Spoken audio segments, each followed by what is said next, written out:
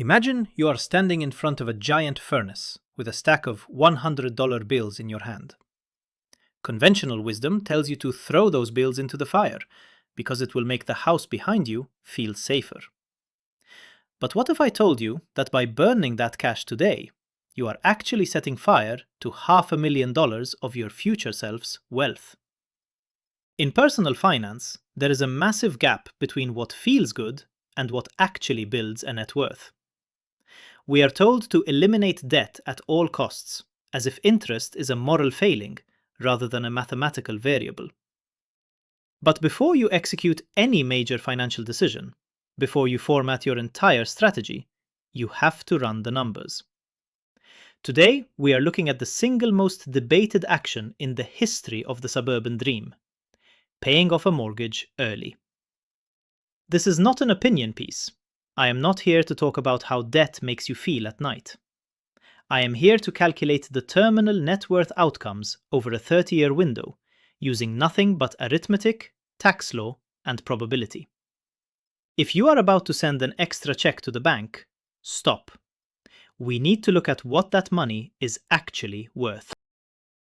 This is the anchor of my Before You Do X series, where we take the most common financial impulses and subject them to a stress test of logic. Most people treat their mortgage like a weight around their neck. But a low-interest mortgage might actually be the most powerful wealth-building tool you will ever own. Before we dive into the 3 interest rate environments, I have a quick request. If you find that this level of mathematical granularity gives you more clarity than the usual platitudes, hit that subscribe button. It is the best return on your time you will get today, as it ensures you never miss a deep dive into the systems that actually move the needle on your wealth. We are going to examine 4 specific forces: the mechanics of amortization, the opportunity cost of your capital, the variance in tax deductions, and the quantifiable cost of liquidity. We will run these against 3 scenarios: the 3% floor, the 5% historical average, and the 7% modern reality. Let us start by looking at the baseline variables we will use for every single calculation so the comparison stays objective. To keep this clean, we need a control group. Imagine a borrower with a $500,000 mortgage on a 30-year fixed term. This person has exactly $1,000 of surplus cash flow every month.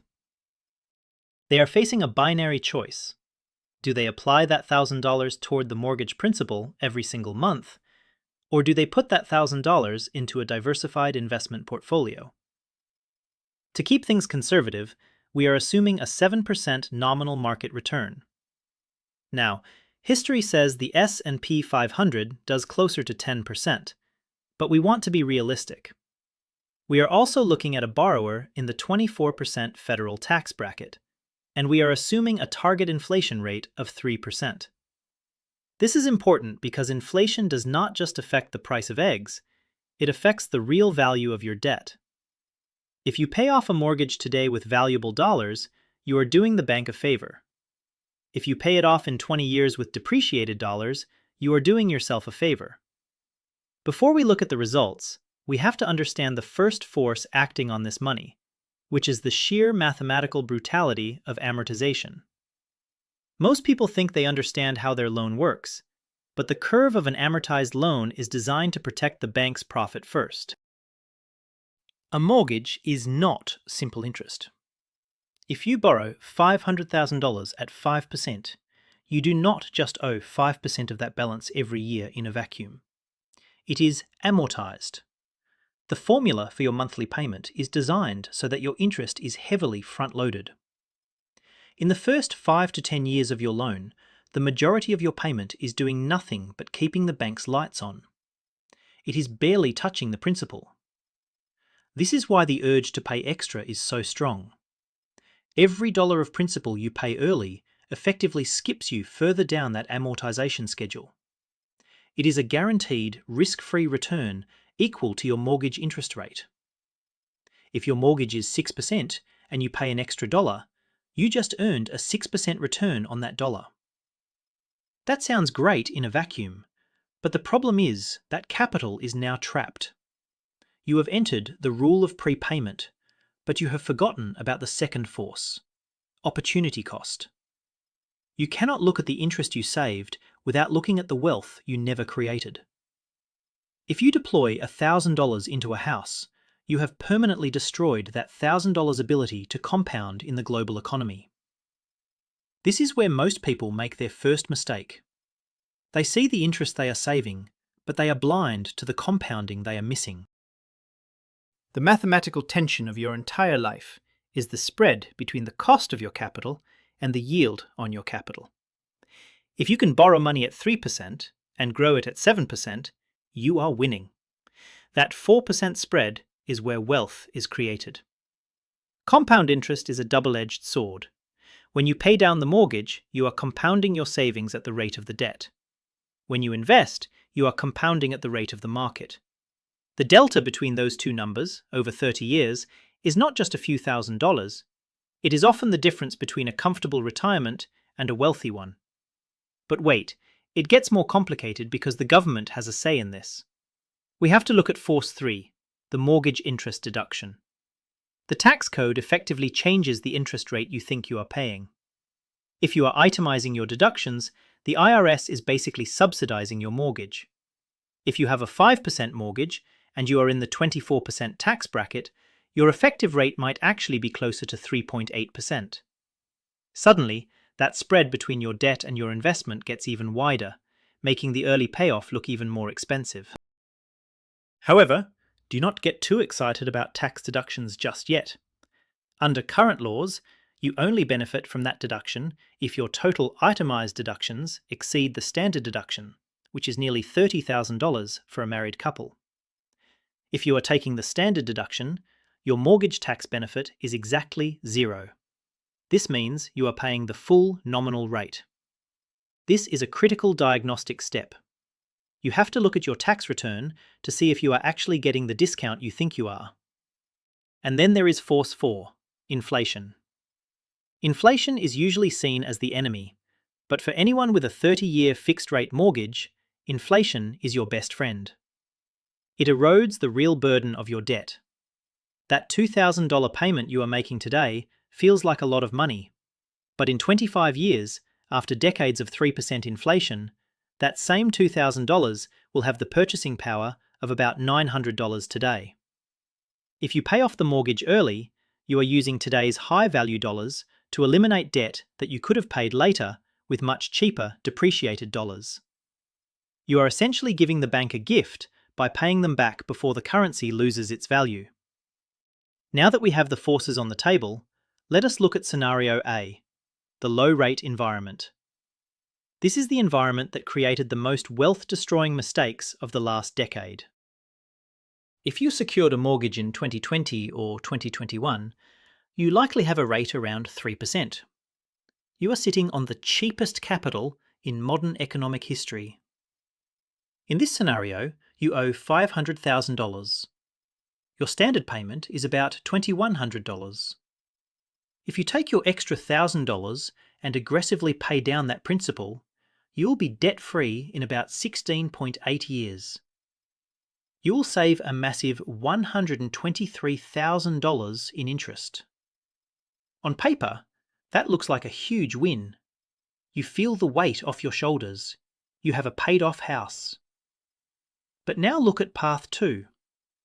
Instead of giving that $1,000 to the bank, you put it into a brokerage account yielding 7%. At the end of 30 years, your mortgage is gone anyway because you made the standard payments. But your investment portfolio? It has grown to over $1.2 million. If you chose the early payoff, you would have finished the mortgage at year 16 and then started investing. By year 30, you would only have about $800,000. The net worth difference is over $400,000. By paying off that 3% mortgage early, you effectively paid a $400,000 penalty for the feeling of being debt-free. That is a very expensive psychological blanket. The spread here is just too wide to ignore. Now, before you think this math applies to everyone, Wait until you see what happens when rates hit 7%. The math flips entirely, and most people are not prepared for it. But first, if you are listening to these numbers and wondering how you are supposed to track your own amortization, tax spreads, and investment yields, I have built the exact system for this. In the description, you will find my ultimate personal finance dashboard and debt payoff tracker. These are the same mathematical systems I use to run these simulations. They take the guesswork out of the equation, so you can see your own terminal net worth in real time. Do not guess with your life savings.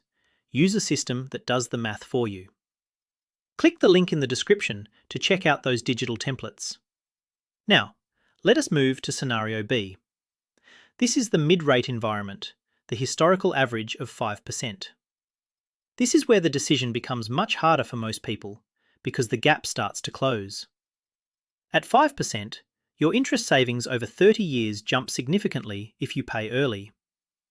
You would save nearly $250,000 in interest. But even here, the market still wins by over $200,000 in terminal net worth. The spread is narrower, but it is still there. In this 5% world, the tax deduction actually starts to matter. Your first-year interest is high enough that you might actually beat the standard deduction, which lowers your effective mortgage rate to about 4.7%. This makes the investment spread even more attractive. If you can earn 7% in the market and your debt costs you effectively 4.7%, you are still pocketing a 2.3% gain on every dollar you keep out of the mortgage. This is the logic of the wealthy. They do not seek to eliminate debt, they seek to arbitrage it. However, notice how much the gap closed compared to the 3% scenario. We went from a $400,000 difference down to about $200,000. As interest rates rise, the cost of being wrong decreases, but the mathematical favourite is still the market. But now we have to look at scenario C. This is the world many of you are living in right now if you bought a home in the last 24 months. This is the 7% mortgage environment. And this is where the conventional invest the difference advice starts to fall apart and actually becomes dangerous for your wealth. In scenario C, your mortgage rate is 7%. Your expected market return is also 7%. On the surface, you might think it is a wash. You might think it does not matter where the money goes.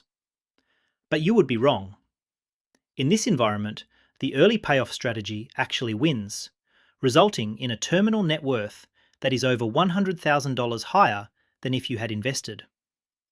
You might ask, how is that possible if the rates are the same? It comes down to the front-loaded nature of amortization and the sheer volume of capital you can deploy in the back half of the 30-year window once the house is paid off. When your debt rate equals your investment rate, the debt payoff wins because it is a guaranteed, risk-free return.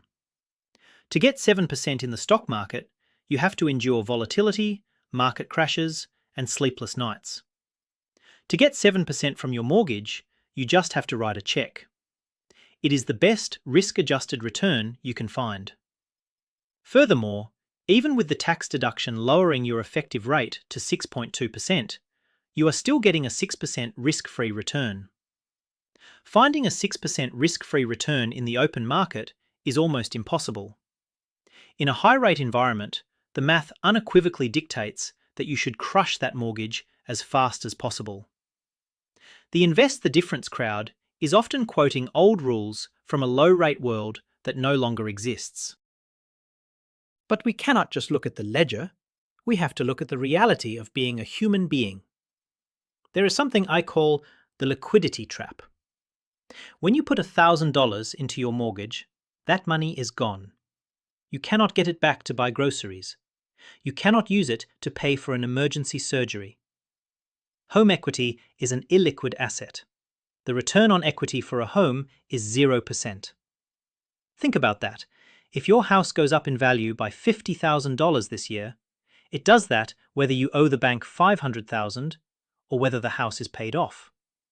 Your equity does not grow, the property value grows. By locking your cash into the walls of your house, you are trading liquid wealth for an illiquid shell.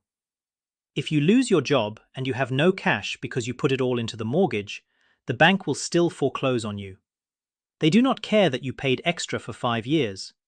In fact, if you need that money back, you might have to borrow it via a HELOC at a rate much higher than your original mortgage. This is a negative arbitrage that can destroy you. This is why you must audit your liquidity before you even think about an early payoff. There is also the matter of timing. For those of you nearing retirement, the math changes again due to something called sequence of returns risk. If you retire with a large mortgage and the stock market crashes in year 1 of your retirement, you are forced to sell your stocks at the bottom to pay the bank. This can permanently destroy your portfolio's longevity. But if the house is paid off, your monthly expenses drop significantly. You have a lower burn rate, which means you can leave your investments alone during a market downturn. Even if the math says you would have had more money by investing, the paid-off house provides a massive safety net that reduces the probability of portfolio ruin by as much as 15%. So, the closer you are to the finish line, the more the psychological and risk mitigation value of a paid-off home begins to outweigh the raw compounding spread. But you have to be honest with yourself about where you are in that cycle. Are you protecting a nest egg, or are you still trying to grow one? This leads us to the behavioral finance premium. Are you actually disciplined enough to invest the difference, or are you just using it as an excuse to spend more at Costco? The invest the difference model assumes 100% adherence. It assumes you never miss a month. It assumes you never panic sell when the market drops 20%. But most people are not robots. Most people have a behavioral gap. If you tell yourself you are going to invest that extra $1,000, but you actually end up spending it on a better car or a vacation, your return is 0. In that case, the mortgage payoff is actually better because it is an enforced, automated savings mechanism.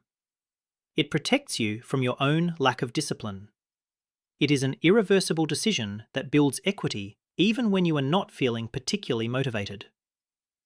Before you choose the mathematical path, you have to do a soul-searching audit. If you have $5,000 sitting in a checking account and you are tempted to spend it, put it in the mortgage.